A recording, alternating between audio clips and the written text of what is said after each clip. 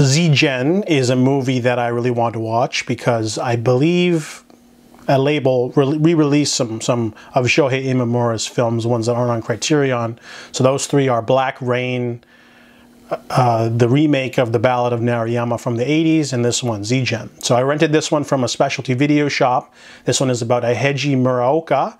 He is swimming with two friends, and they swim all the way from Japan to Hong Kong because I guess an acquaintance of his told him that he can make his fortune by going somewhere else because Japan, you know, it has stuff going on, but there's also Japanese people on other countries doing their own fortune. So he swims all the way there, gets a job as a barber, ends up becoming enroped in a sort of military exercise where he has to use a brothel for cover and spy on some Russians during the war.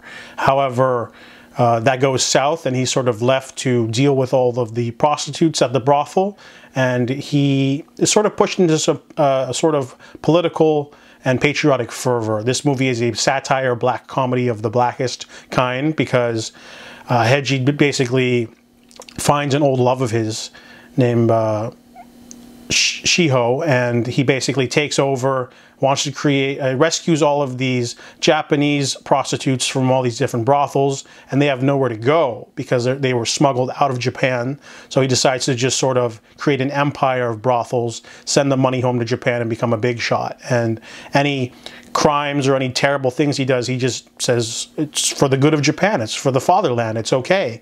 And it's sort of his rise to power. There's some time skips, but this is a fascinating character study, pitch black comedy, sort of not war, but it's just it covers the World War II as well. But the movie is just so interesting. The power dynamics, sex can be used as a weapon. People sort of use it to sort of gain leverage on each other. There's always people trying to take him down, or he takes down others. Subplots of like little people from like his employees and things like that.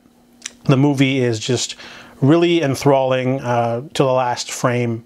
Really strong acting from everyone, of course, but the storyline is just so good, and it's like unlike anything I've ever seen because it's so ambitious in its scope, but it's also really interesting. So Z-Gen's a really strong film for me, and I give it an 8 out of 10.